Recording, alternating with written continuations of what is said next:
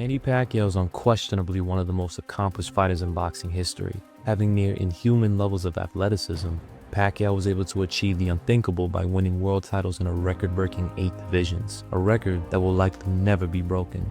Since then, Pac-Man has retired from the sport for nearly 4 years. However, recently Pac has put his brief retirement on hold, returning July 19th to face WBC welterweight champion Mario Barrios. At 46 years old, can the boxing legend rewind the clock and pull off the upset? Or will this be a painful reminder for retired fighters that this is a young man's sport? Due to his athleticism, Pacquiao was able to get away with a lot of technical flaws. Here's a few examples of him getting away with them closer to his heyday in comparison to his last outing in the ring. If the majority of fighters blatantly reach this much, it would usually get them put on the canvas early in their career. Pacquiao wasn't like most fighters, possessing incredible hand and foot speed along with superb balance and coordination that would allow him to get in and out of range incredibly fast, as well as surprise and overwhelm his opposition from unconventional angles. It's fair to say he was one of the few fighters that was an exception to the rules for the most part. However, at his current age, Pacquiao was nowhere near the same athlete he was during his championship run. As a result, those aforementioned flaws become that much more dangerous. For example, when Pacquiao often reached with his punches, his feet were usually fast enough to keep up with his forward momentum, allowing him to be able to change angles on offense or defense. In his last outing, this wasn't typically the case, as he would struggle to quickly keep or regain his balance, almost falling forward and taking much longer than usual to return to his stance. With those feints, he often set up short but explosive 2-1 combinations that frequently caught his opponents off guard or backing out in straight lines, which is likely what the combination was best suited for. With the nearly 4-year layoff, the lack of sharpness in his punches was probably the most notable difference, not to mention Pac's clear drop in foot speed based on his difficulty closing distance on a kickboxer with the same combination he managed to regularly land on championship level fighters.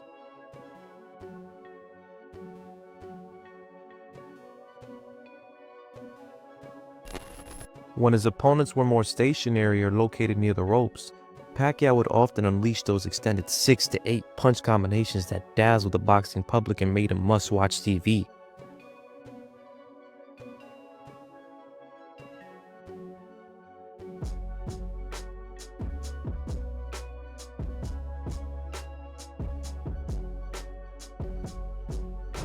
In his more recent outings, Pacquiao was lucky to throw beyond 4, and with his diminishing reflexes, the extended offense kept him in the way of counters. They would also often miss their mark and be smothered, rendering them far less effective. Pacquiao wasn't a prolific counterpuncher, but when he did, it was usually through high guard traps. He used the high guard in order to entice his opponent to attack with straight punches, preferably a jab in order to set up a counter.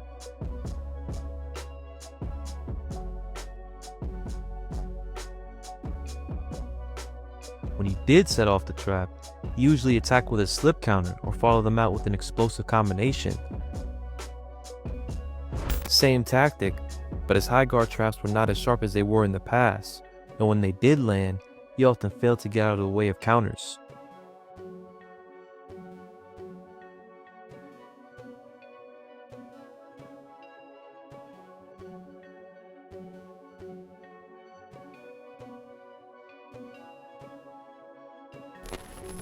If you watch Pacquiao during his prime, you remember an explosive, non-stop punching machine that rarely took a step backward.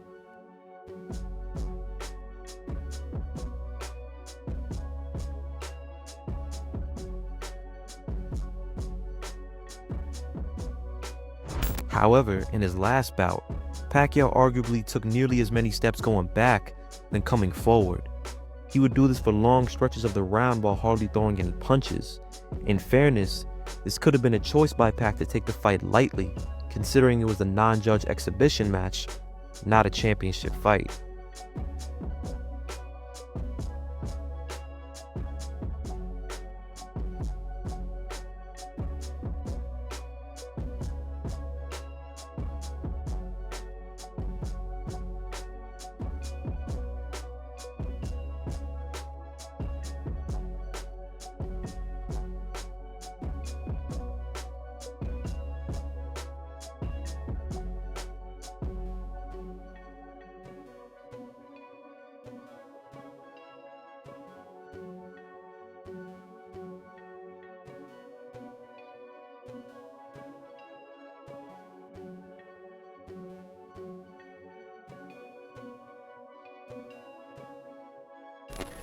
Remember when I said for the most part? While Pac's athleticism typically bailed him out of compromising positions, during the times where it didn't, he would still be a victim to his own success. Pacquiao often reached with either hand, but most notably his rear hand. Furthermore, when he reached to land the rear hand, his back foot would notoriously come off the ground as he propelled himself with forward momentum, typically landing in a squared position, exposing his center line until he reset back into stance.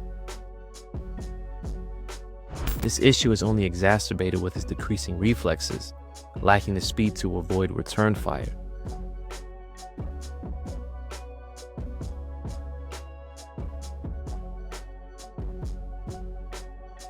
Not to mention his tendency to throw full step or stationary single mid-range jabs, putting him in position to be countered by every punch in his opponent's arsenal.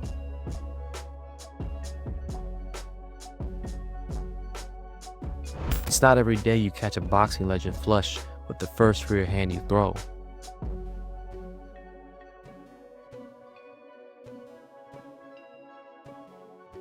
Barrios is an active champion in his relative prime with well-rounded skills that effectively utilize his step-back counters, which can punish Pacquiao's tendency to reach, high guard traps, and slip counters.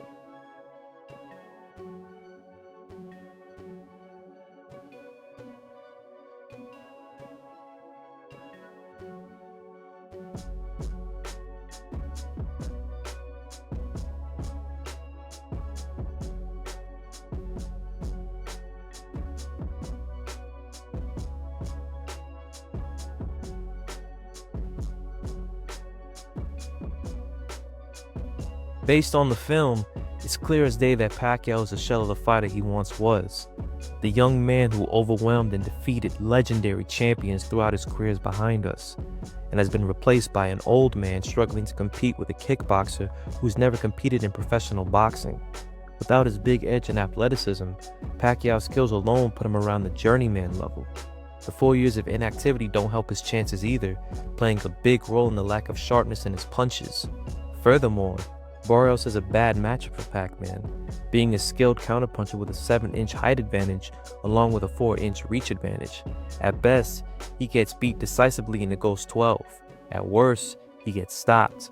His chances of getting a knockout aren't great either, considering he's gone the distance with 12 out of the 15 opponents he's faced at welterweight. At any rate, I don't see this return going well for Pacquiao. Let me know what you think in the comment section below. Thanks for watching.